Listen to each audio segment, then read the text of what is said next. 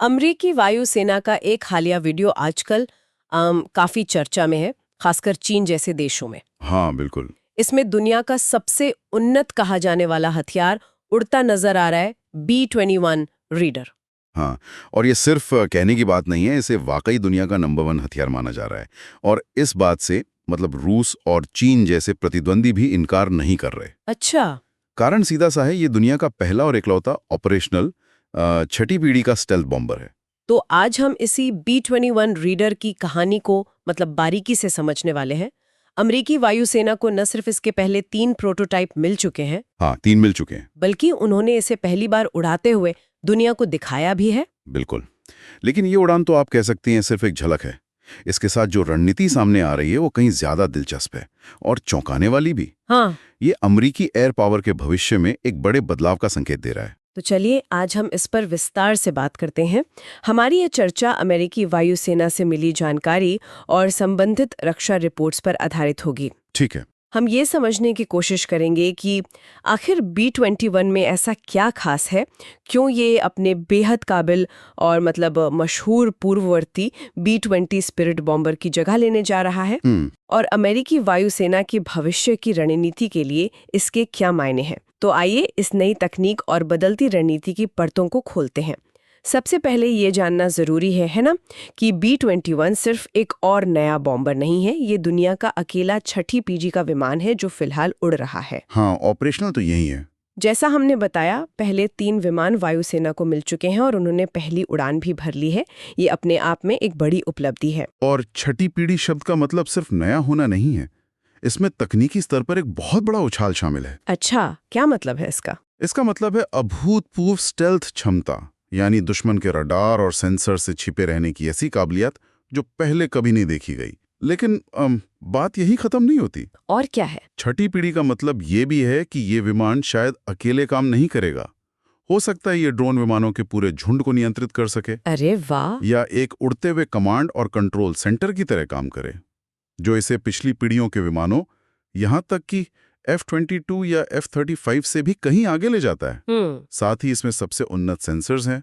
ये बाकी सिस्टम्स के साथ अभूतपूर्व तरीके से नेटवर्क से जुड़ सकता है और भविष्य के ऐसे हथियारों को ले जाने में सक्षम है जिनके बारे में शायद अभी हम जानते भी नहीं। तो इसे दुनिया का सर्वश्रेष्ठ कहना अतिशयोक्ति नहीं होगी फिर? बिल्कुल नहीं, क्योंकि फिलहाल इसकी टक्कर का कोई दूसरा विमान किसी भी देश के पास मौजूद ही नहीं है। साफ बात है। ये तो हुई B-21 की बात। हाँ, लेकिन अब आते हैं उस खबर पर जिसने मतलब सबको चौंका दिया है। हाँ, वो B-2 वाली खबर। हाँ, अमेरिका अपने मौजूदा बेहद प्रतिष्ठित और खतरनाक माने जाने वाले B-2 स्पिरिट स्टेल्थ बॉम्बर्स को अगले 1 साल के अंदर रिटायर करने की योजना बना रहा है। ये वही B-2 है जिनका लोहा पूरी दुनिया मानती है, जिनकी बराबरी का विमान शायद अगले 5-10 साल तक भी कोई और देश बनाने की सोच भी नहीं सकता। सही कहा। ये कदम कुछ अजीब नहीं लगता? एक ऐसा हथियार जो आज भी इतना प्रभावी है, उसे हटा देना? पहली नजर में ये वाकई हैरान करने वाला फैसला लग सकता है, इसमें कोई दो राय नहीं। B-2 स्पिरिट निस्संदेह एक अविश्वसनीय रूप से सक्षम और सफल विमान रहा है। हाँ, बिल्कुल।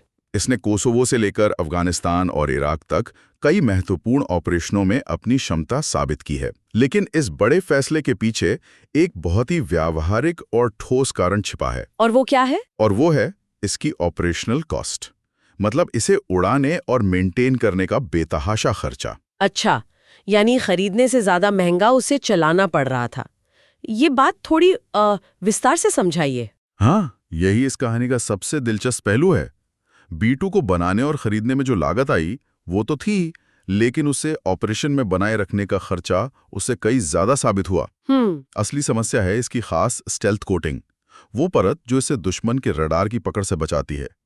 वो कहना ये कोटिंग बेहद नाजुक है। कितनी नाजुक? इतनी कि हर एक उड़ान के बाद इसे लगभग पूरी तरह से जांचना और जहां जरूरत हो वहां दोबारा लगाना पड़ता है। हर उड़ान के बाद? हाँ, बताया जाता है कि हवा में मौजूद धूल के बेहद महीन कण, बारिश की बूंदें, यहाँ तक कि हवा का घर्षण भी इस कोटिंग को नुकसान पहुंचा सकता है। बाप रे! और इस रखरखाव की कीमत हर एक उड़ान के बाद करीब $1.5 से 2 मिलियन। क्या? $1.5 से 2 मिलियन हर बार जब वो उड़ान भरता है? ये तो अविश्वसनीय रूप से महंगा है। हाँ, ये तो मुंबई में एक शानदार फ्लैट खरीदने जैसा है, हर बार जब विमान गैराज से बाहर निकले। बिल्कुल। आप कल्पना कीजिए, हर मिशन के बाद इतना भारी भरकम खर्च।